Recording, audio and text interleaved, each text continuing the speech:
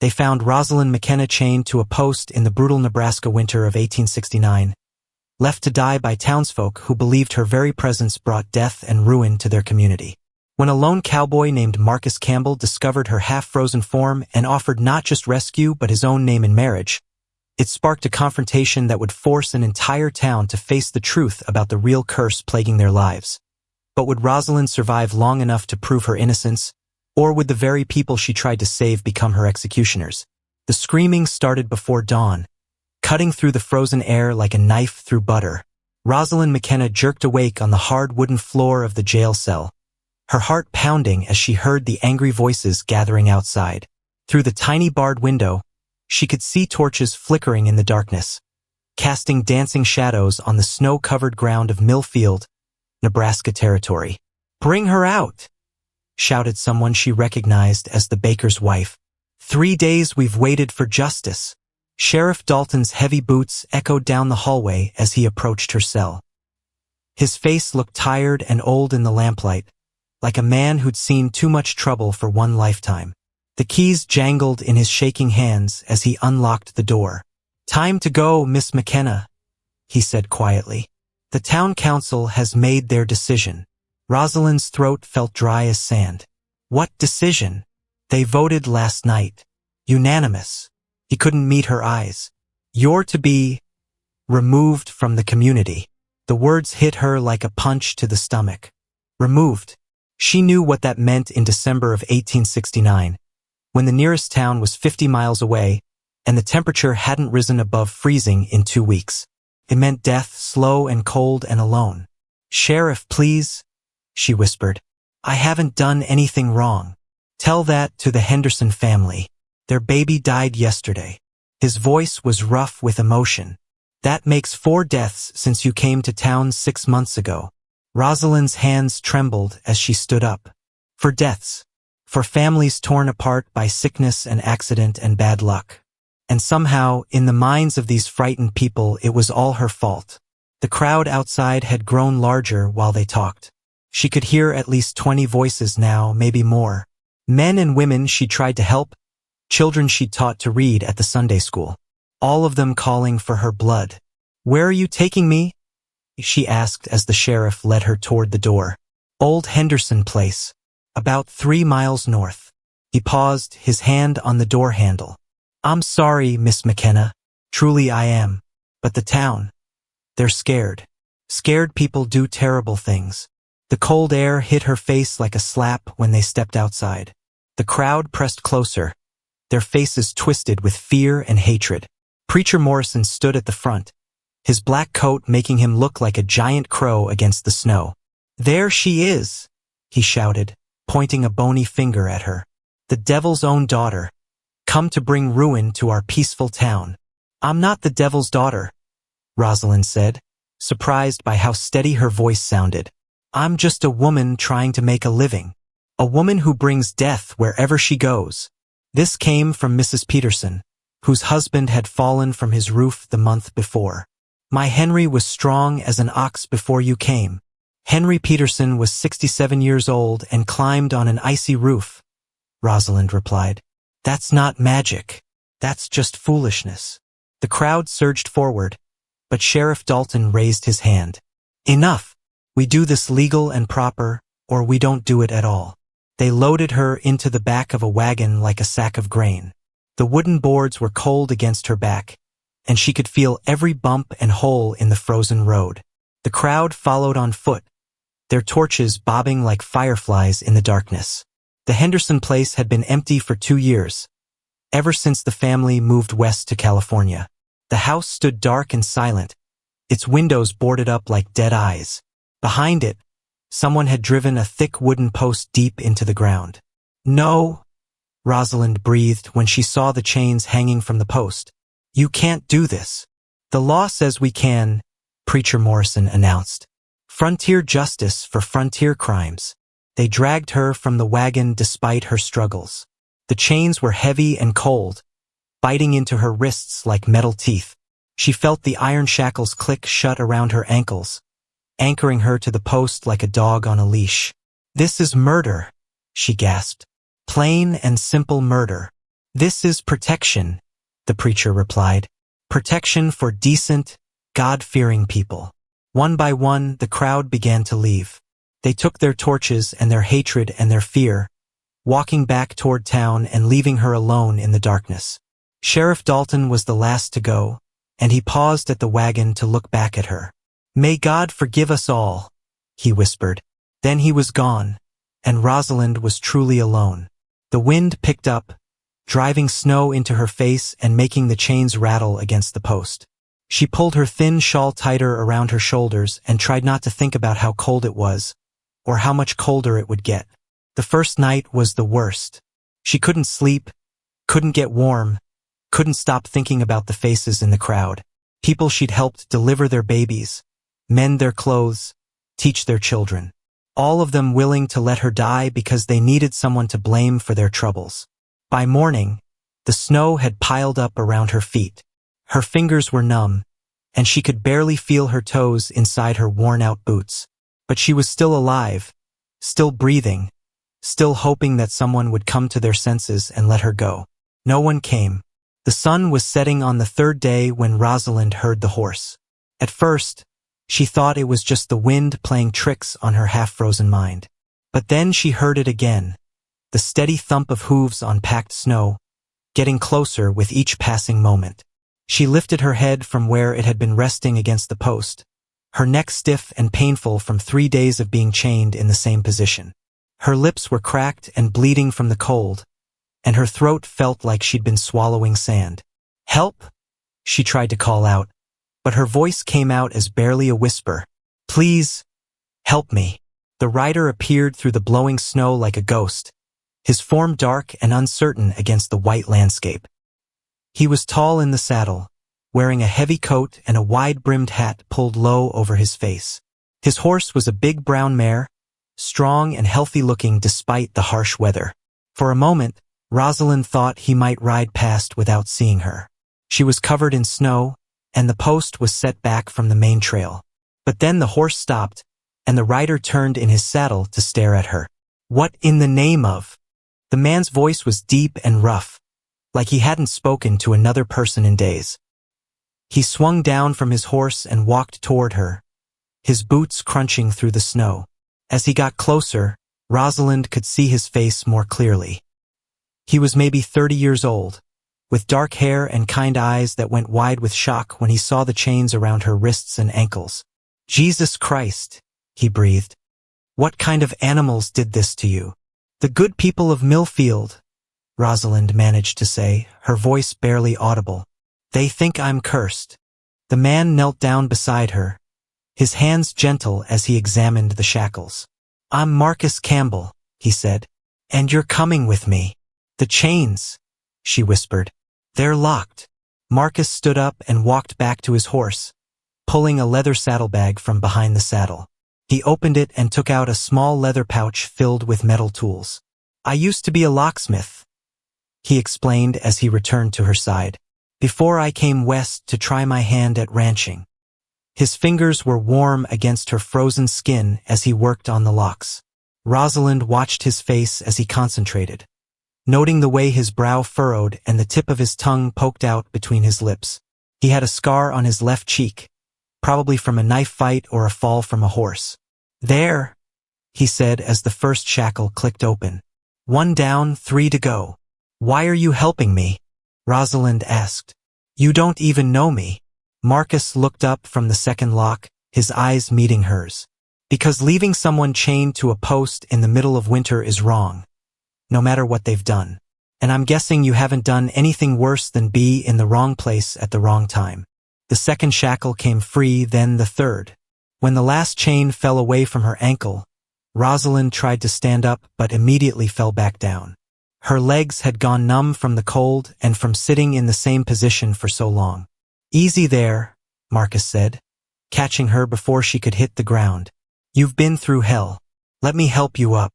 He was strong, she realized as he lifted her to her feet. Strong and gentle and surprisingly careful with her battered body.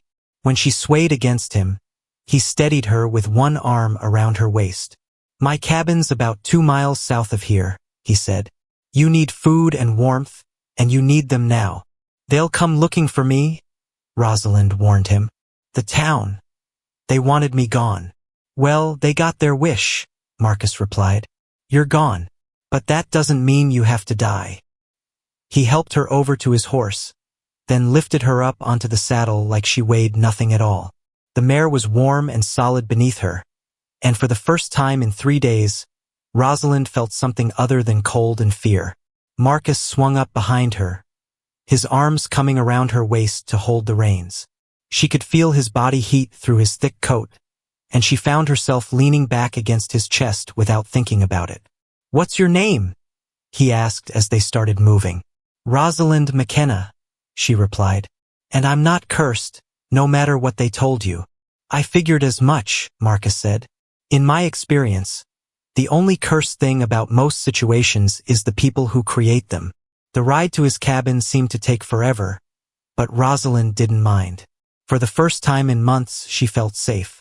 The man behind her was a stranger, but he was treating her with more kindness than she'd received from people she'd known for years. "Almost there," Marcus said as they topped a small hill. "You can see the chimney smoke from here." Rosalind looked ahead and saw a thin column of gray smoke rising from a small log cabin nestled in a grove of bare trees. It looked like the most beautiful sight she'd ever seen. "Is that really your home?" she asked. "It is now," Marcus replied. "Built it myself last spring. It's not much, but it's warm and dry, and it's got a good roof." As they rode down the hill toward the cabin, Rosalind felt tears freezing on her cheeks. She'd been so sure she was going to die, so certain that the people of Millfield had finally succeeded in destroying her. But here was this stranger, this Marcus Campbell, offering her shelter and warmth and maybe even hope. "Thank you," she whispered. "Don't thank me yet," Marcus said. "Wait until you see if I can actually cook." Despite everything, Rosalind found herself smiling for the first time in days. The coffee was so hot it burned her tongue. But Rosalind didn't care. She wrapped her frozen fingers around the tin cup and let the warmth spread through her hands like liquid fire. Marcus had wrapped 3 wool blankets around her shoulders, and she was sitting so close to the fireplace that sparks occasionally jumped onto her skirt. "Drink it slow," Marcus warned from across the small cabin. "Your stomach's been empty too long. Too much too fast will make you sick." The cabin was smaller than her old room back in Ohio, but it felt like a palace after 3 days chained to a post. One room with a stone fireplace, a wooden table, 2 chairs, and a bed in the corner covered with more blankets than she'd seen in months. Shelves lined one wall, filled with books and tools and mason jars full of preserved vegetables. "You read?" she asked, nodding toward the books. Marcus looked up from the pot of stew he was stirring over the fire. "Every night. Gets lonely out here by yourself." "What's your favorite?" "Shakespeare, mostly, and some poetry." He ladled stew into a wooden bowl and brought it to her. "What about you? You strike me as the reading type." Rosalind accepted the bowl with shaking hands. The stew smelled like heaven, beef and potatoes and carrots swimming in rich brown gravy. "I was a teacher back in Ohio, before my parents died of the fever." "That explains it," Marcus said, settling into the other chair. "Explains what?" "The way you talked to those people at the post. Most folks would have been begging and crying. You argued with them like you expected them to listen to reason." Rosalind took a small spoonful of stew, savoring the taste of real food after days of nothing. "Fat lot of good it did me. They made up their minds before they ever put me in chains." Marcus leaned forward, his elbows on his knees. "Tell me what really happened. Not what they think happened, what actually happened." So she told him about arriving in Millfield 6 months ago with nothing but a carpetbag and $23 to her name. About finding work helping families with their children, teaching reading and writing to anyone who wanted to learn. About the string of bad luck that seemed to follow her arrival. The drought that killed the early crops, the fever that took 3 children in 1 week, the fire that burned down the general store. "And they decided it was all your fault," Marcus said when she finished. "Preacher Morrison started it. Said I must be carrying some kind of curse, that God was punishing the town for harboring me." She set down her spoon, her appetite suddenly gone. The more bad things happened, the more people believed him. What about the good things? Did anybody mention those? Rosalind looked up, confused. What good things? Well, let's see. You taught their children to read. That's good. You helped with sick families. Also good. You probably helped deliver babies, mended clothes, cooked for funerals. Am I right? She nodded slowly. But they forgot about all that when the troubles started. People have a way of forgetting the good when they're scared, Marcus said. Doesn't make it right, but it makes it human. He stood up and walked to the window, peering out at the darkening sky. Snow was still falling, big fat flakes that looked like cotton balls in the lamplight. Storm's getting worse, he observed. Good thing we got you inside when we did. Marcus, Rosalind said quietly. Why did you really help me? The truth this time. He was quiet for so long she thought he wasn't going to answer. When he finally spoke, his voice was barely above a whisper. Because 5 years ago, I was the one people wanted to run out of town. The words hung in the air between them like smoke. Rosalind set down her coffee cup and waited for him to continue. I lived in Kansas then, worked as a deputy sheriff. There was a bank robbery, and I was supposed to be guarding the money. Marcus turned away from the window, his face in shadow. 3 men came in shooting. I killed 2 of them, but the third one got away with $1,200. That's not your fault, Rosalind said. Tell that to the people who lost their life savings. The widow who couldn't pay her mortgage. The family that had to sell their farm. His hands clenched into fists at his sides. They didn't chain me to a post, but they made it clear I wasn't welcome anymore. So you came here. So I came here. Built this cabin. Started over, tried to forget. He looked directly at her for the first time since he'd started talking. When I saw you out there today, I remembered what it felt like to be blamed for things you couldn't control. Rosalind stood up, the blankets falling away from her shoulders. She crossed the small room and placed her hand on his arm. I'm sorry that happened to you. I'm sorry it happened to you too. He covered her hand with his. The difference is you actually helped people. I failed them. You didn't fail them. You did your job as best you could. Marcus shook his head. Doesn't matter what I intended. What matters is what happened. They stood there in the firelight, 2 people who'd been cast out by the communities they tried to serve. Outside, the wind howled through the trees, and snow continued to pile up against the cabin walls.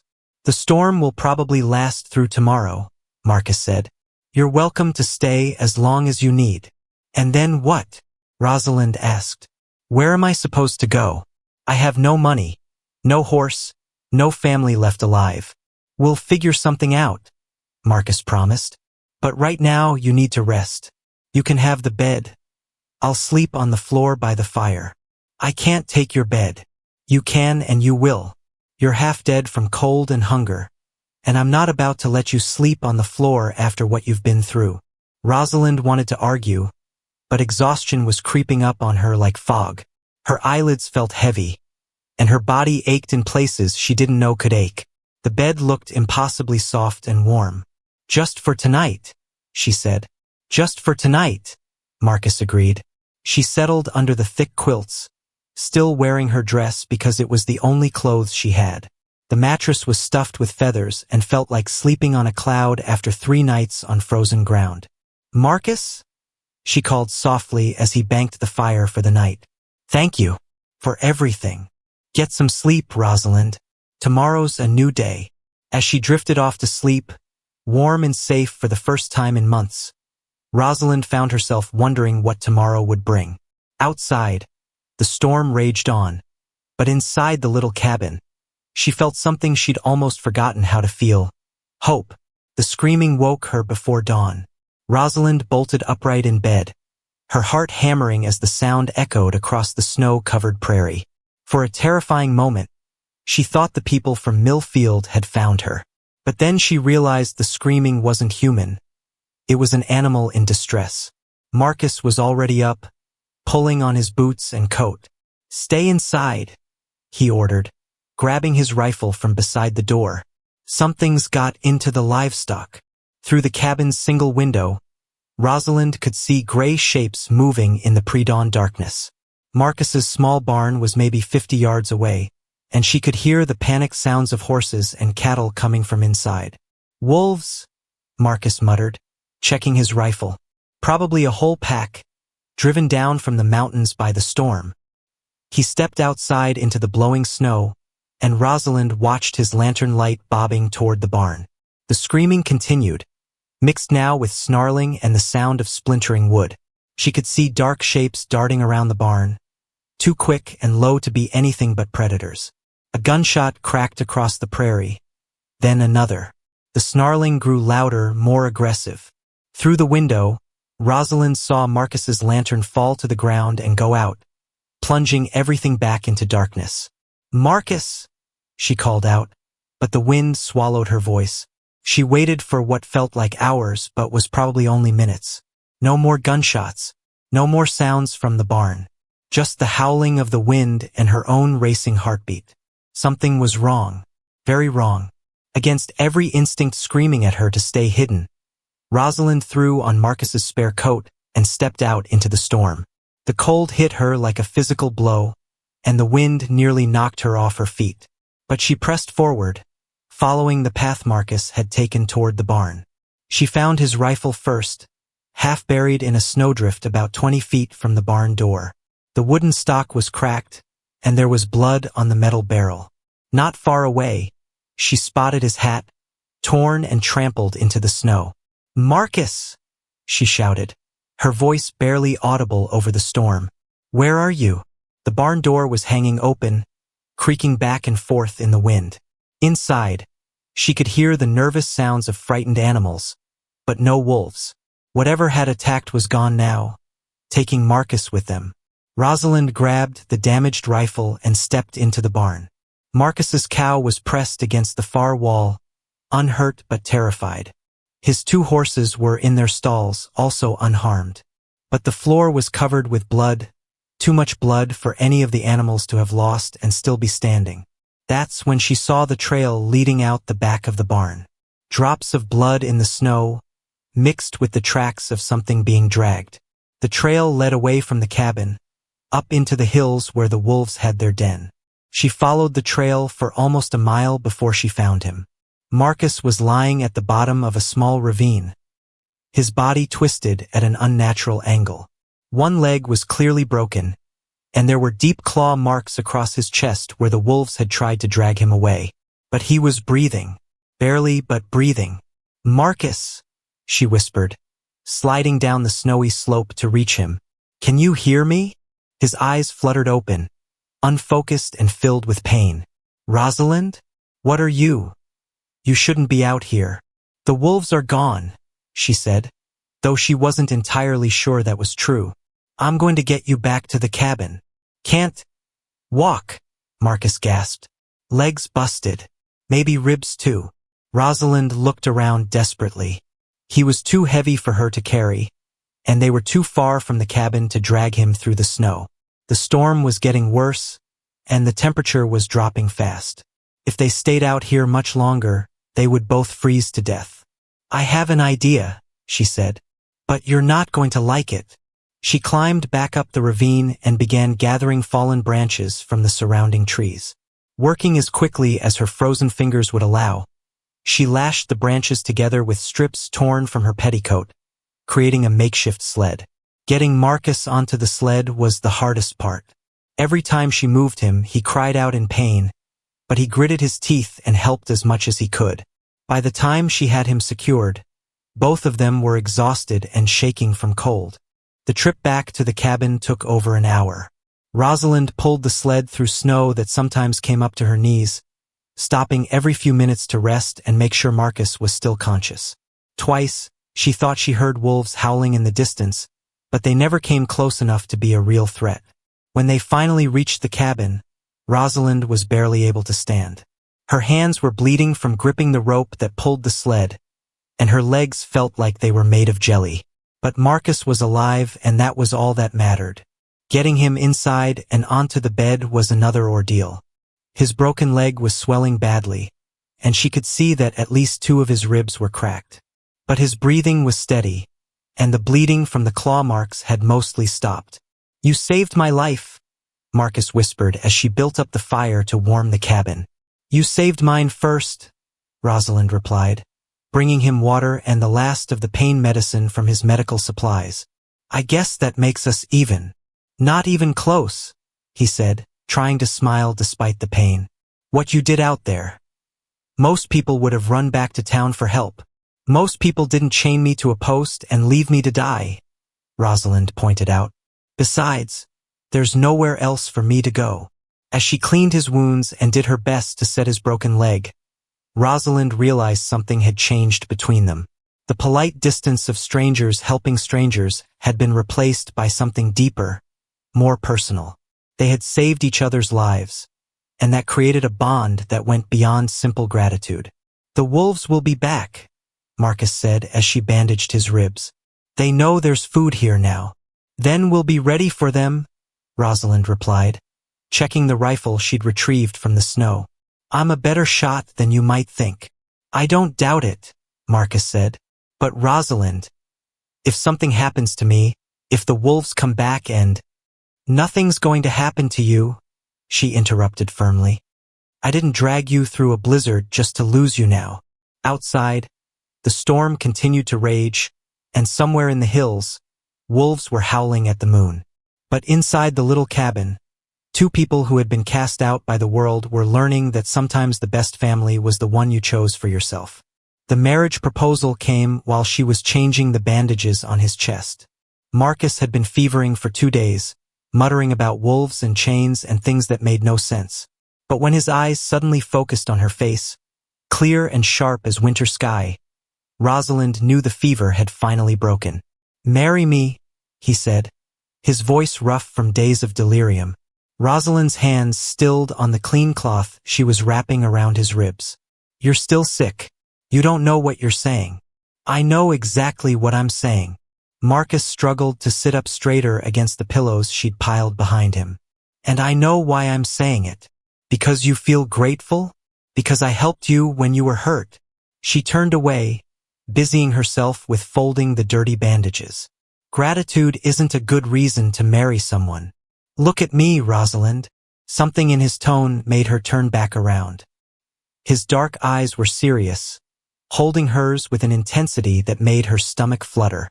"This isn't about gratitude," he said. "This is about survival. Yours and mine." She sank into the chair beside his bed, suddenly feeling very tired. "I don't understand.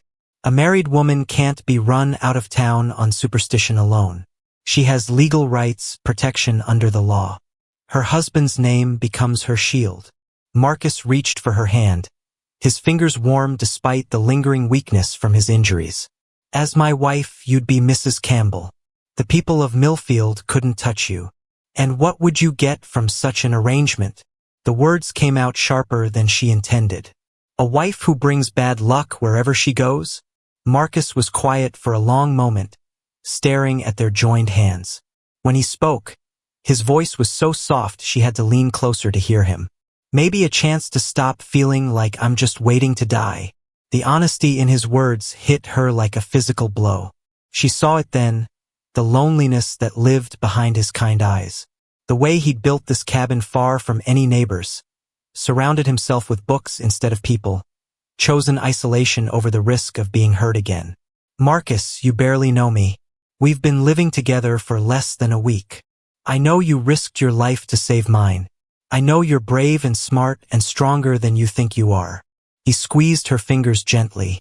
"I know that in 6 days, you've made this place feel more like a home than it has in 2 years.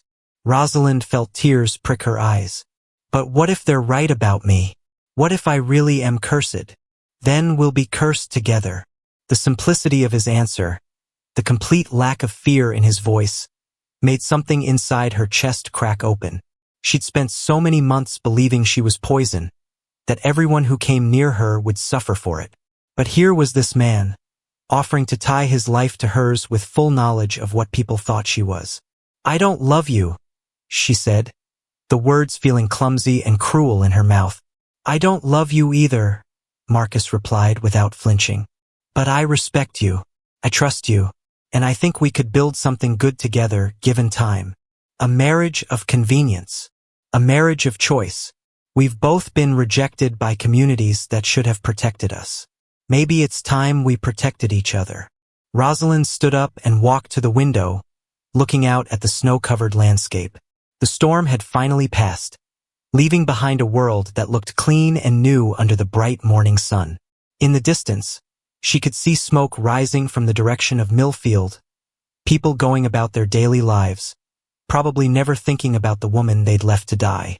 "If I say yes," she said without turning around, "it would be a real marriage, legal and binding, not something we could undo if we changed our minds. I understand. And if the bad luck continues? If more terrible things happen after we're wed? Then we'll face them together." She turned back to him, this man who'd saved her life and was now offering to share his name. He looked pale and thin from his injuries, but his gaze was steady and sure.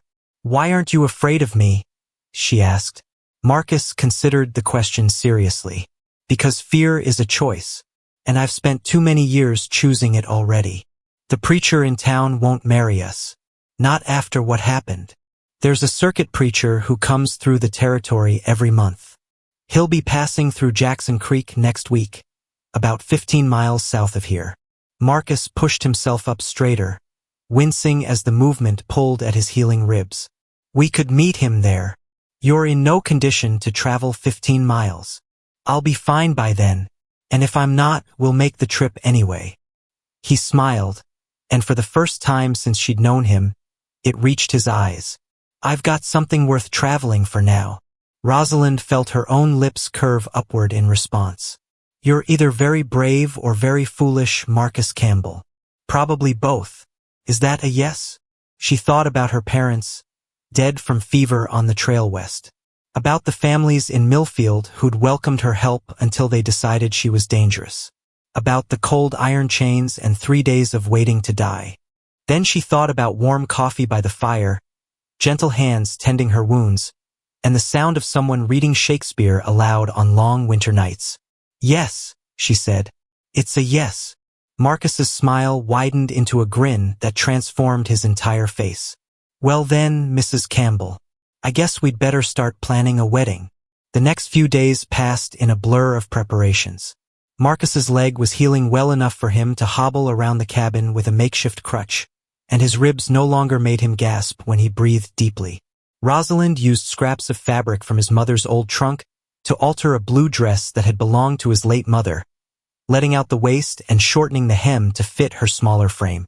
"She would have liked you," Marcus said one evening, watching her work by lamplight. "My mother. She always said the best people were the ones who'd been tested by hardship." "What was she like?" "Strong, stubborn, kind to a fault." He paused, studying Rosalind's profile as she stitched. "A lot like you, actually." 3 days before they were set to leave for Jackson Creek, Rosalind was hanging laundry behind the cabin when she saw the riders. 6 men on horseback, moving across the prairie at a steady pace. Even from a distance, she recognized the determined way they sat their saddles. "Marcus," she called, her voice tight with fear. "We have company." He joined her at the window, his face grim as he watched the approaching riders. "Sheriff Dalton, and half the town council by the look of it. They've come for me." "No," Marcus said, reaching for his rifle. "They've come to my land to threaten my wife. That's a different matter entirely." Rosalind felt her heart skip. "We're not married yet. We will be in 3 days. Close enough." He checked the rifle's action, his movements smooth and practiced despite his injuries. "Stay inside. Whatever happens, don't come out until I tell you. Marcus, there are 6 of them. You're still hurt. And this is my land. And you're under my protection." He looked at her then, his eyes fierce with a protectiveness she'd never seen before. "I won't let them take you. I promise." The riders drew to a halt in front of the cabin, their horses stamping and snorting in the cold air. Sheriff Dalton dismounted first, his hand resting on the gun at his hip. "Campbell," he called out, "we know you've got the McKenna woman in there. Send her out, and there won't be trouble. Marcus opened the door but didn't step aside. I'm afraid you're mistaken, Sheriff. There's no McKenna woman here. Don't play games with us, Campbell. We tracked her here after she escaped from the post. Escaped? Marcus's voice was dangerously quiet. I wasn't aware that nearly freezing to death constituted an escape. Preacher Morrison pushed his horse forward, his black coat making him look like a carrion bird against the snow. That woman is a plague upon our community, Campbell. She's brought nothing but death and misfortune since the day she arrived. Funny thing about plagues, Marcus replied conversationally. They tend to follow poor sanitation and ignorance more than innocent women. From inside the cabin, Rosalind pressed herself against the wall beside the window, her heart hammering as she listened to the confrontation building outside. She could see the hatred in the men's faces, the fear that had twisted neighbors into a mob. But she could also see something else in Marcus's stance, an unwavering determination to stand between her and them, no matter the cost. The standoff stretched like a taut rope ready to snap. Sheriff Dalton's hand twitched toward his gun, while Preacher Morrison's voice rose to a fever pitch about devils and damnation. But it was the youngest man in the group, barely out of his teens, who broke the tension with words that changed everything. Sheriff, the boy said, pointing toward the southern horizon. Look there. Smoke. Every head turned to follow his gaze. A thick black column was rising from the direction of Millfield, too dark and heavy to be chimney smoke. This was the kind of smoke that meant buildings burning, lives in danger. The schoolhouse, someone whispered. For a moment, nobody moved. Then Sheriff Dalton swung back into his saddle, his face torn between duty and desperation. We have to go back. If it's the school and there are children inside. Don't you see? Preacher Morrison's voice cracked with hysteria. This is her doing. The devil's own timing. But Rosalind had heard enough. She pushed open the cabin door and stepped onto the porch, ignoring Marcus's sharp protest. The men's faces went pale when they saw her, as if she really were some supernatural creature instead of a woman who'd nearly died from their cruelty. If you truly believe I have power over such things, she said, her voice carrying clearly across the yard, then let me prove you wrong. I'll come with you to fight the fire. Rosalind, no, Marcus started, but she silenced him with a look. If I help save your schoolhouse, will you finally admit I'm not cursed? The challenge hung in the air like morning mist. Sheriff Dalton looked from her to the smoke and back again, clearly wrestling with his conscience. The fire was real and immediate. The curse was just fear and superstition. Mount up, he ordered his men. All of us. We'll settle this once and for all. The ride to Millfield took 40 minutes at a hard gallop. Marcus rode beside Rosalind despite his injuries, his face grim with worry and determination. As they crested the last hill before town, the full scope of the disaster became clear. The schoolhouse was completely engulfed in flames, orange tongues licking at the winter sky like hungry demons. A crowd had gathered in the street, forming bucket brigades from the nearest well, but the fire was spreading faster than they could contain it. Worst of all, panicked voices were screaming about children still trapped inside. Tommy Henderson's in there, a woman shrieked. He went back for his primer book. And little Sally Morrison, another voice added. She was helping clean the blackboards. Without hesitation, Rosalind slid from her horse and ran toward the burning building. Behind her, she could hear Marcus calling her name, but she didn't stop. If there were children inside, nothing else mattered. The heat hit her like a wall when she reached the schoolhouse door. Smoke billowed out in choking clouds, making her eyes water and her lungs burn.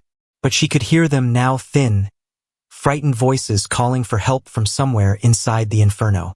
Where are you? She shouted into the smoke. Keep calling so I can find you. Here, came a small voice from the back of the building. We're hiding under Miss Peterson's desk. Rosalind dropped to her hands and knees, crawling beneath the worst of the smoke. The floor was hot under her palms, and sparks rained down from the burning ceiling like deadly snow. She followed the sound of crying until she found them, Two children huddled together under a heavy wooden desk that had so far protected them from the flames. Tommy Henderson was maybe 7 years old, all freckles and terror. Sally Morrison couldn't have been more than 5, her face streaked with soot and tears. Both of them looked at Rosalind like she was either their salvation or their doom. "I'm going to get you out of here," she told them, trying to keep her voice calm despite the chaos around them. "But you have to do exactly what I say. Can you do that?" The children nodded, too frightened to speak. "We're going to crawl to the door. Stay low, keep your faces down, and don't stop for anything. If your clothes catch fire, roll on the ground until the flames go out." She took each child by the hand and began the terrifying journey back through the burning schoolhouse. The heat was intense now, and she could feel her hair singeing as they moved. Behind them, part of the roof collapsed with a thunderous crash, sending up a shower of sparks and burning debris. They were almost to the door when Tommy stumbled and fell. His shirt had caught fire from a falling ember, and he was screaming in terror. Without thinking, Rosalind threw herself on top of him, smothering the flames with her own body. Pain shot through her arms where the fire licked at her sleeves, but she didn't let go until the flames were out. "Move!" she gasped, hauling both children to their feet. They burst out of the burning schoolhouse like survivors of a shipwreck washing up on shore. Strong hands pulled them away from the building just as another section of roof caved in.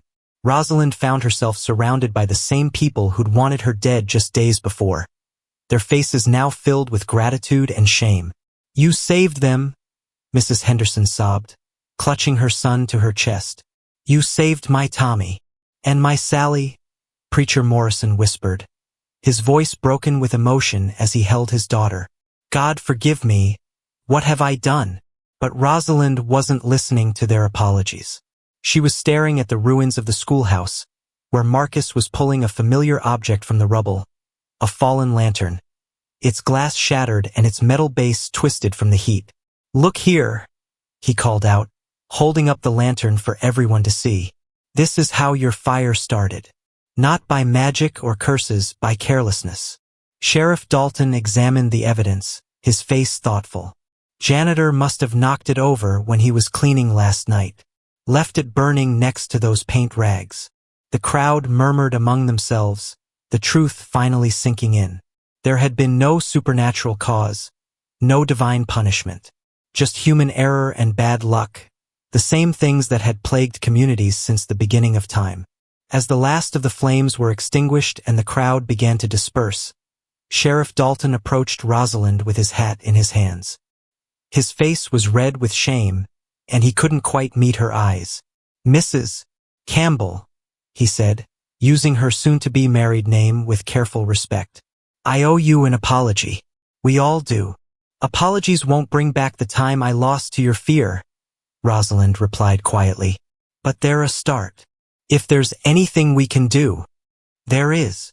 She looked around at the faces of the people who'd condemned her, seeing them clearly for the first time, not as monsters, but as frightened human beings who'd made terrible choices. Stop looking for someone to blame when bad things happen. Help each other instead. Build each other up instead of tearing each other down. As the sun set over the Nebraska prairie, painting the sky in shades of gold and crimson, Rosalind stood beside Marcus and watched the town of Millfield begin the long process of healing. She'd come here as an outsider, been branded as a curse, nearly died for their fear. But somehow, in saving their children, she'd found a way to save herself as well. "Ready to go home?" Marcus asked, offering her his arm. "Home," she repeated, testing the word on her tongue. Felt strange and wonderful and absolutely right. They rode back to the cabin under a canopy of stars, two people who'd found in each other something neither had dared hope for: acceptance, protection, and the beginning of something that might, in time, become love.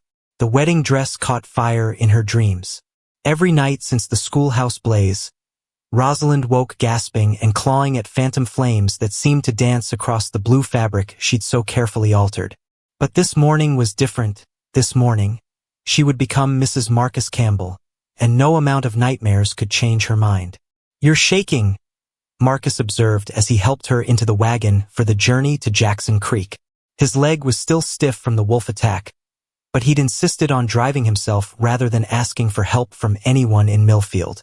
"Wedding nerves," Rosalind lied, pulling her shawl tighter around her shoulders. The truth was more complicated. She was terrified that standing before God and witnesses would somehow make all the bad luck she'd carried become Marcus's burden too. The 15-mile journey took them through rolling hills dotted with bare trees and patches of stubborn snow. They passed 2 other homesteads along the way, smoke rising from chimneys where families were probably sitting down to breakfast without worrying about curses or coincidences. "Tell me about the preacher," Rosalind said, needing conversation to quiet her racing thoughts. "Reverend Samuel Hayes. Been riding this circuit for 20 years. He's married more couples, buried more bodies, and baptized more babies than any man in the territory." Marcus guided the horses around a fallen log in the road. "He doesn't ask too many questions, and he doesn't judge people for their past. Does he know about me? About what happened in Millfield? He knows what he needs to know. That you're a good woman who's been treated badly, and that I want to marry you." They crested a hill and saw Jackson Creek spread out below them, barely more than a crossroads with a general store, a saloon, and a small white church. A handful of other wagons and horses were tied up outside the buildings, suggesting they weren't the only ones who'd made the journey for the preacher's monthly visit. The church was warm inside, heated by a pot-bellied stove that filled the air with the smell of burning wood. Reverend Hayes was a small man with kind eyes and calloused hands, the kind of preacher who worked his own land between Sundays. He greeted them with genuine warmth, asking no questions about their haste or their circumstances. "Marriage is a covenant," he said as they stood before the simple wooden altar. "Not just between man and woman, but between both of you and the Almighty. It's a promise to stand together through whatever trials may come." Trials. The word seemed to echo in the small sanctuary. Rosalind glanced at Marcus, wondering if he was thinking the same thing, that they'd already had more than their share of trials, and they weren't even married yet. "Do you, Marcus Campbell, take this woman to be your lawfully wedded wife, to have and to hold, in sickness and in health, for richer or poorer, for better or worse, until death do you part?" "I do," Marcus said, his voice steady and sure. "And do you, Rosalind McKenna, take this man to be your lawfully wedded husband, to have and to hold, in sickness and in health, for richer or poorer, for better or worse, until death do you part?" For a moment, Rosalind hesitated, not because she'd changed her mind, but because the weight of what they were doing suddenly felt enormous. She was binding her fate to his, her name to his, her future to his. If the curse was real, she was condemning him to share it. But then she looked into Marcus's eyes and saw no fear there, no doubt. Only patience and understanding and something that might, with time, become love. "I do," she whispered. "By the power vested in me by the territory of Nebraska and Almighty God, I now pronounce you husband and wife. You may kiss your bride." Marcus's kiss was gentle and respectful, barely more than a brush of lips against lips, but it sealed something between them that went deeper than legal documents or public ceremony. They were no longer two broken people finding shelter together. They were family. The celebration afterward was simple. The other families who'd gathered for the preacher's visit shared food and drink, treating the newlyweds with the easy warmth of frontier hospitality. For a few hours, Rosalind felt what it was like to be part of a community again, to be welcomed rather than feared. But as they prepared to leave Jackson Creek, a stranger approached their wagon. He was well-dressed in city clothes, with soft hands and sharp eyes that seemed to take in everything at once. "Mrs. Campbell," he said, tipping his hat politely. "My name is Jonathan Blackwood. I represent certain business interests in Chicago." Marcus tensed beside her. "What kind of business interests?" "The kind that pay very well for information." Blackwood's smile was thin and calculating. "I've been hearing interesting stories about your wife, Mr. Campbell. Stories about unusual abilities." "You heard wrong," Marcus said firmly. "My wife doesn't have any abilities beyond being a decent human being. Perhaps, But there are people in the East who collect stories about such things. Spiritualists, they call themselves. They pay handsomely for demonstrations of supernatural phenomena. Blackwood reached into his coat and pulled out a thick roll of bills. More money than a homesteader could make in 5 years. Rosalind felt sick to her stomach. Even here, miles from Millfield, her reputation had followed her. "I'm not supernatural, Mr. Blackwood. I'm just unlucky. Unlucky enough to survive being chained in a blizzard? Unlucky enough to walk through fire and save children? My employers would find that very interesting." "Get away from us," Marcus growled, his hand moving toward the rifle propped beside the wagon seat. Blackwood held up his hands in mock surrender. "No need for violence. I'm simply offering a business proposition, but the offer won't last forever." He tucked the money back into his coat. "Think about it, Mrs. Campbell. Think about what that money could buy: safety, security, a new life far from small-minded people." He walked away, leaving them staring after him in stunned silence. The joyful mood of their wedding day had evaporated like morning mist. "What do you think he wants?" Rosalind asked as they drove away from Jackson Creek. "Nothing good," Marcus replied. "Men like that don't pay money unless they expect to make more in return." "But what if he's right? What if there is something different about me?" Marcus pulled the wagon to a stop and turned to face her. "Listen to me, Rosalind Campbell. You are not a circus act. You are not a commodity to be bought and sold. You are my wife, and anyone who wants to exploit you will have to go through me first." The fierce protectiveness in his voice made her heart flutter. But as they continued their journey home, she couldn't shake the feeling that Jonathan Blackwood represented a new kind of threat, one that might be harder to fight than angry townspeople or hungry wolves. That night, as they lay in their separate beds in the cabin they now officially shared, Rosalind stared at the ceiling and wondered if she'd made a terrible mistake. She'd thought marriage would give her protection, but it seemed to have only made her more valuable to people with questionable motives. Outside, the wind howled through the trees, and somewhere in the distance, a wolf called to its pack. But inside the cabin, two people who'd chosen each other against all odds tried to find sleep, unaware that their greatest challenges still lay ahead. The letter arrived with the morning mail, delivered by a rider who seemed nervous about approaching the Campbell homestead. Marcus accepted the expensive envelope with growing suspicion, noting the Chicago postmark and the quality of the paper. "More business interests," he muttered, tearing it open. Inside was an invitation written in elegant script, along with a train ticket to Chicago and a bank draft for more money than either of them had ever seen. The letter was signed by someone calling himself Professor Edmund Hartwell, director of the American Institute for Psychical Research. "They want me to come to Chicago," Rosalind said, reading over his shoulder, "to participate in what they call scientific studies of unusual phenomena." "Scientific studies," Marcus scoffed. "More like a traveling freak show with fancy words." But Rosalind was staring at the bank draft, her mind racing. The amount was staggering enough to buy land, build a real house, start a proper ranch. Enough to secure their future in ways she'd never dared imagine. "Marcus, this money could change everything for us." "At what cost?" He crumpled the letter in his fist. "They want to turn you into some kind of oddity, poke at you and study you like a bug under glass. But what if I really do have some kind of gift? What if that's why all these things keep happening around me?" Marcus was quiet for a long moment, staring out the window at the snow-covered prairie. When he finally spoke, his voice was careful and measured. "Do you want to go?"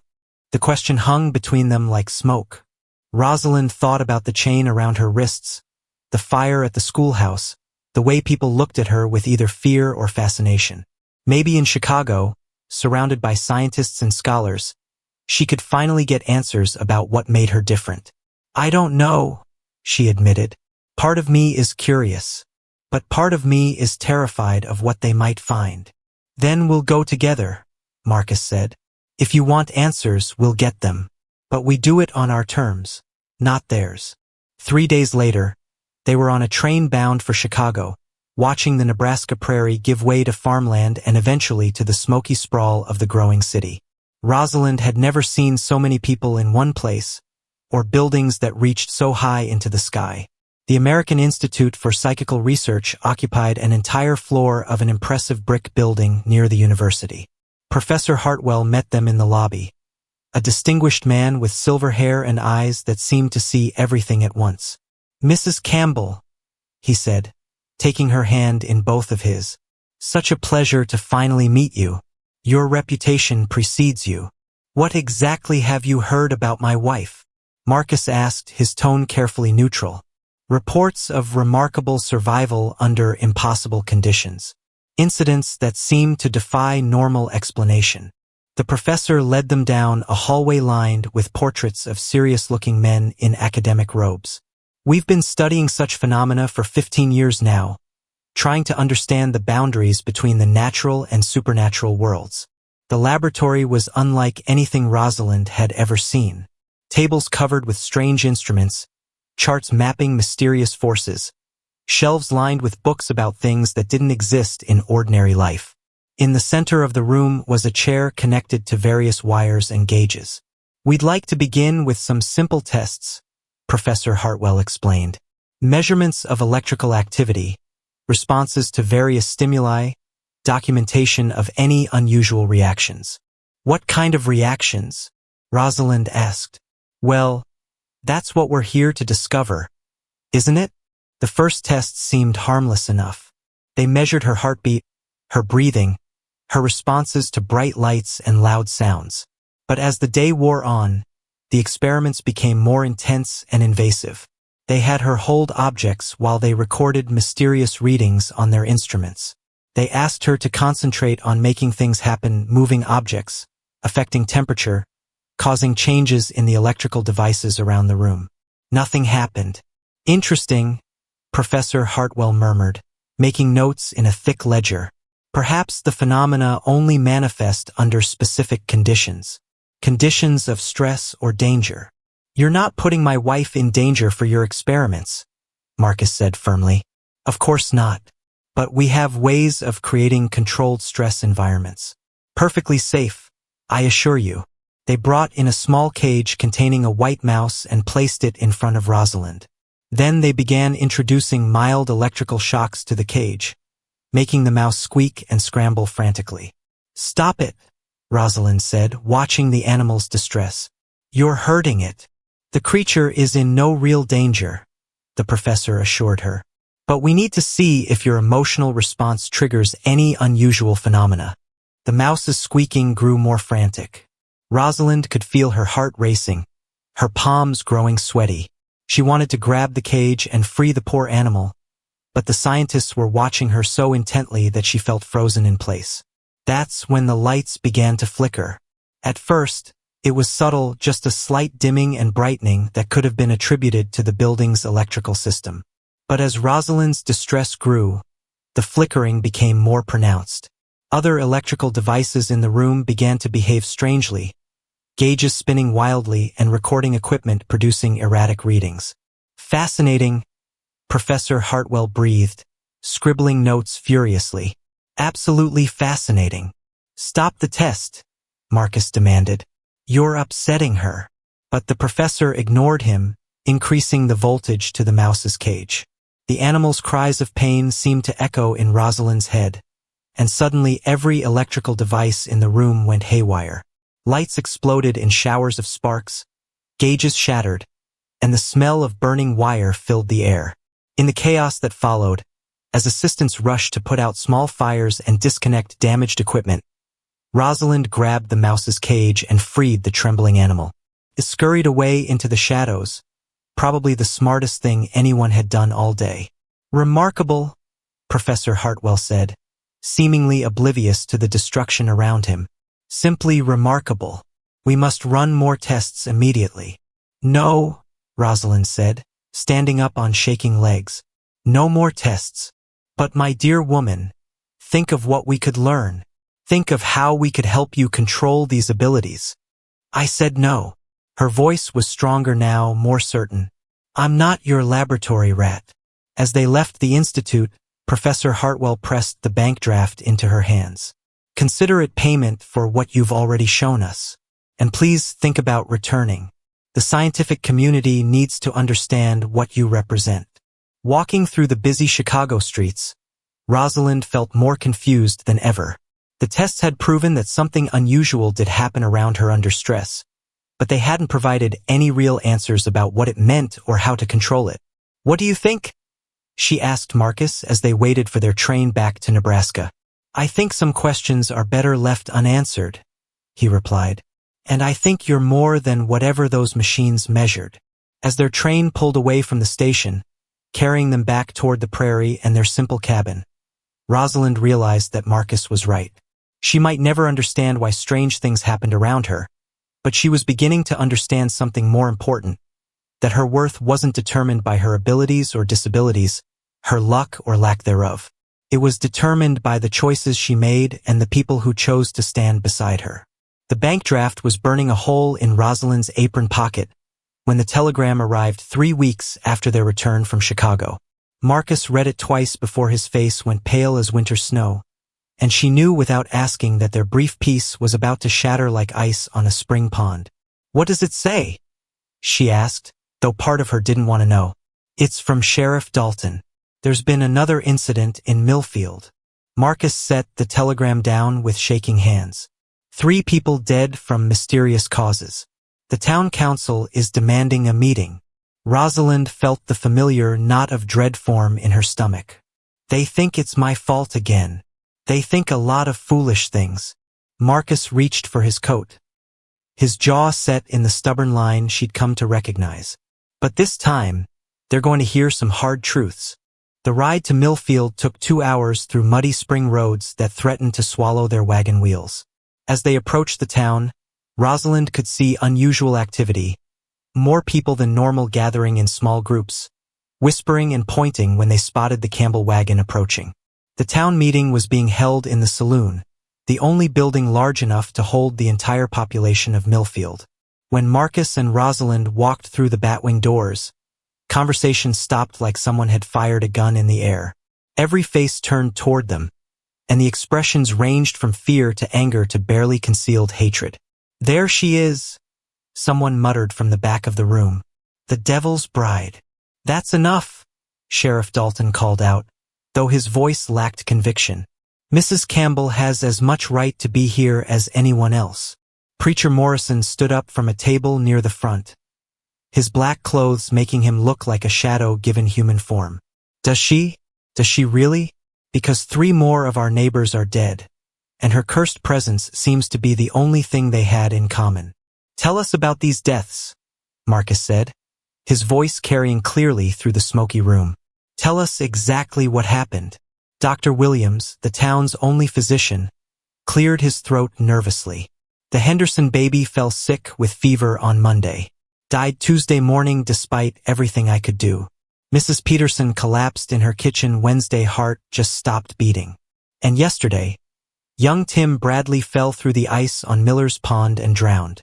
A sick baby, an old woman with a weak heart, and a careless boy who went walking on thin ice," Marcus said flatly.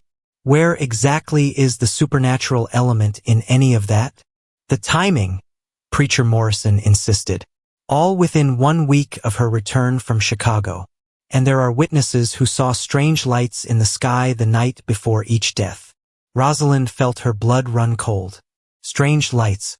She remembered the electrical equipment going haywire in Professor Hartwell's laboratory, the way devices seemed to react to her emotions. Could it be possible that whatever ability she possessed had somehow grown stronger? "What kind of lights?" she asked, her voice barely above a whisper.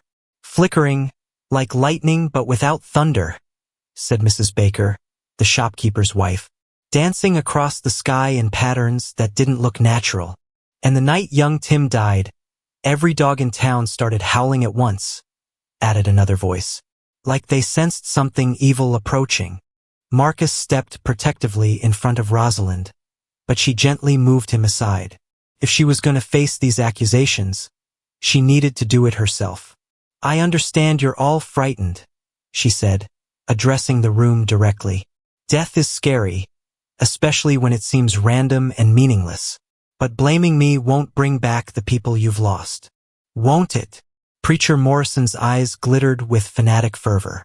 Scripture tells us that evil must be cast out from among the righteous. Perhaps if we remove the source of corruption. That's enough, a new voice interrupted. Everyone turned to see Tommy Henderson standing in the doorway, now 8 years old and tall for his age. Mrs. Campbell saved my life in the schoolhouse fire. She's not evil. Tommy, go home, his father said quietly. This isn't a place for children. But it's true, Pa. She pulled me out of the flames when everyone else was too scared to try. The boy looked around the room with the brutal honesty that only children possess. Maybe the bad things aren't her fault. Maybe bad things just happen sometimes. Out of the mouths of babes, Dr. Williams murmured, and several people in the room shifted uncomfortably. But Preacher Morrison wasn't deterred. The child is innocent and doesn't understand the forces at work here. But we adults have a responsibility to protect our community, even from threats we don't fully comprehend. What are you suggesting? Sheriff Dalton asked, though his tone suggested he already knew the answer. A trial.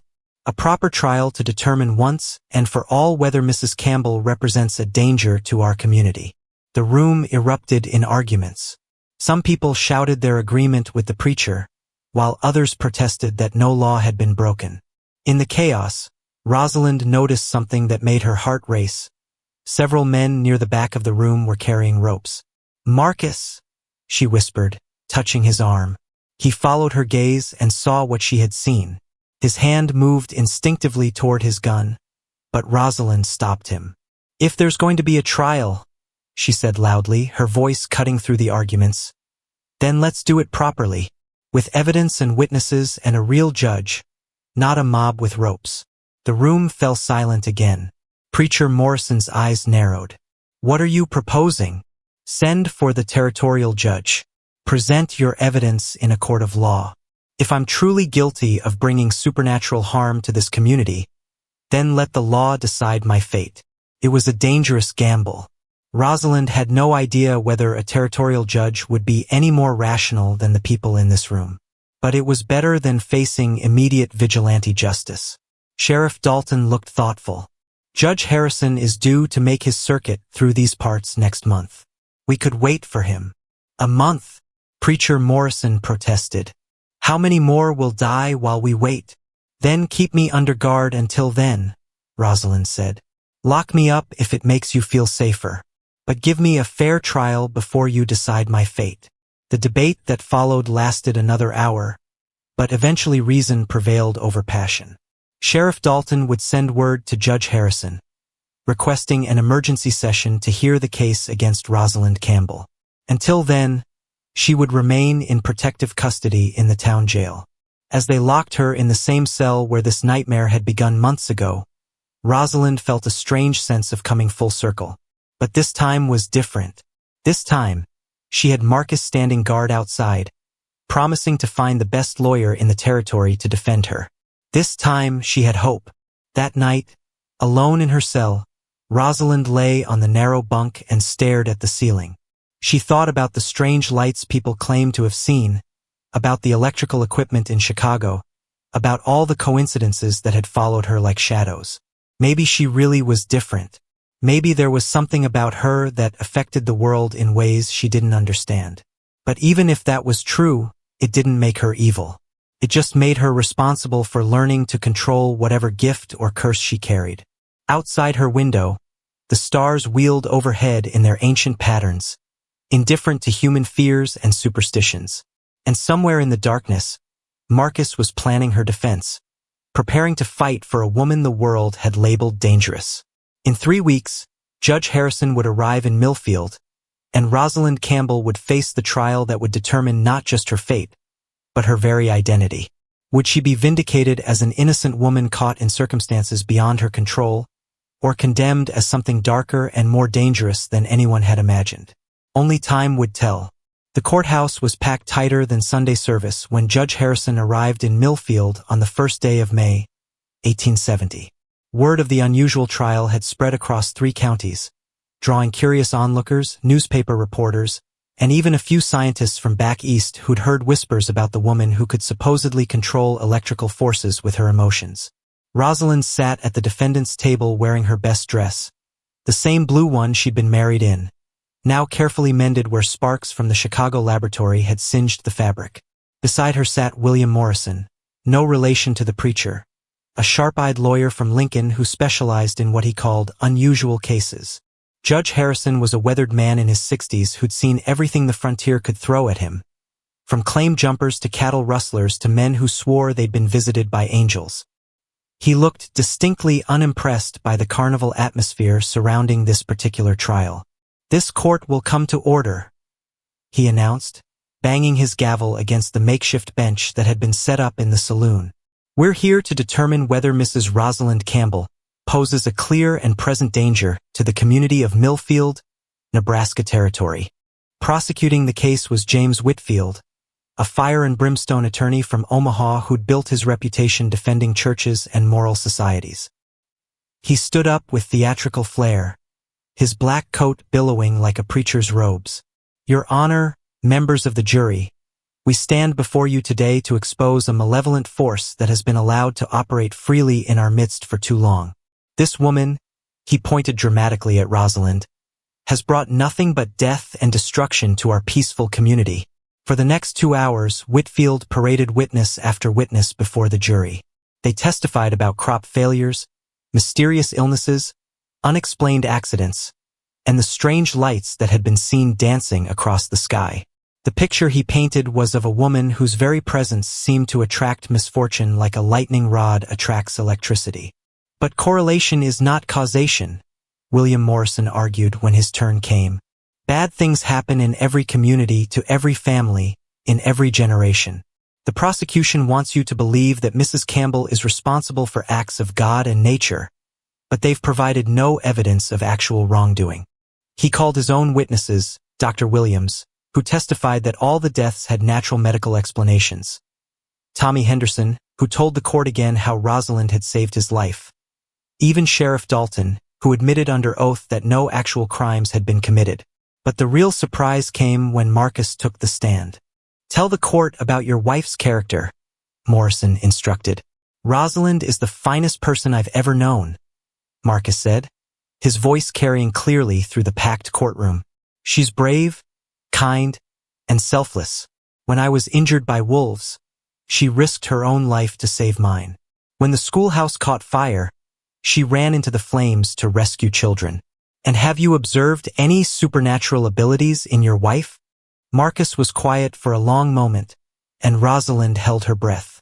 She told him about what happened in Chicago, about the electrical equipment going haywire when she was upset. He could have lied, could have denied everything to protect her.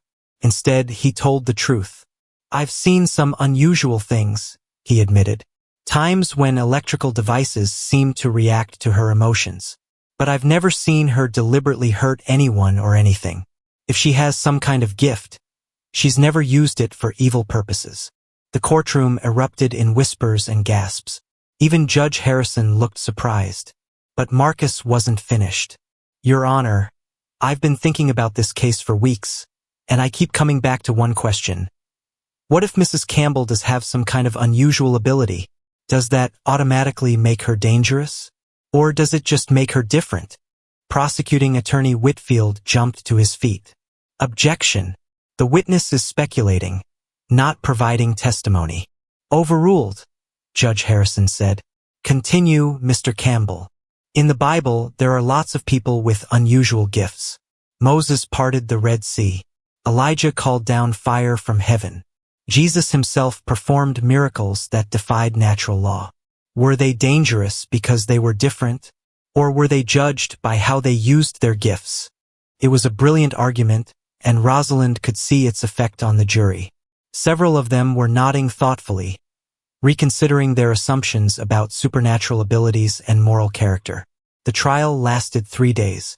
Expert witnesses testified about electrical phenomena and atmospheric disturbances. Character witnesses spoke for and against Rosalind's reputation. Scientists presented theories about unknown forces that might exist in nature. But in the end, it came down to one simple question. Was Rosalind Campbell a threat to the community? Judge Harrison deliberated for only an hour before returning with his verdict. This court finds insufficient evidence to support the charge that Mrs. Campbell poses a clear and present danger to the community of Millfield, he announced. While there may be unusual circumstances surrounding the defendant, no law has been broken and no malicious intent has been proven. The courtroom exploded in a mixture of cheers and protests. Some people were clearly disappointed that their scapegoat was being taken away, while others seemed relieved that justice had been served. But Judge Harrison wasn't finished. However, he continued, raising his voice over the noise, this court strongly recommends that Mrs. Campbell and her husband consider relocating to a community where they can start fresh, away from the superstitions and prejudices that have poisoned relationships here. It wasn't the complete vindication Rosalind had hoped for, but it was freedom. As Marcus helped her from the defendant's table, she felt a weight lifting from her shoulders that she'd been carrying for almost a year. Outside the courthouse, people lined the street to watch them leave. Some faces showed hostility, others curiosity, and a few, like Tommy Henderson and his family, showed genuine affection and gratitude. "Where will we go?" Rosalind asked as they climbed into their wagon. "West," Marcus said. "There's good land in Colorado territory, and people there are too busy building their own lives to worry about their neighbor's business." As they drove out of Millfield for the last time, Rosalind looked back at the town that had nearly destroyed her. She felt no anger, only sadness for the fear and ignorance that had turned neighbors into enemies. "Do you think they're right?" she asked Marcus. "About me being different? I think you're exactly what this world needs more of," he replied. "Someone who's strong enough to survive what would break most people, and kind enough to help others even when they don't deserve it." The late afternoon sun painted the prairie in shades of gold and green as they headed toward their new life. Behind them lay chains and accusations and the narrow-minded fear of people who couldn't accept what they didn't understand. Ahead lay the open road, endless possibilities, and the chance to build something beautiful together, not in spite of their differences, but because of them. As the wagon wheels turned toward the horizon, Rosalind Campbell allowed herself to believe, for the first time in her life, that she truly belonged somewhere. Not because a community had accepted her, but because she had finally accepted herself. The curse, if it had ever existed at all, was finally broken.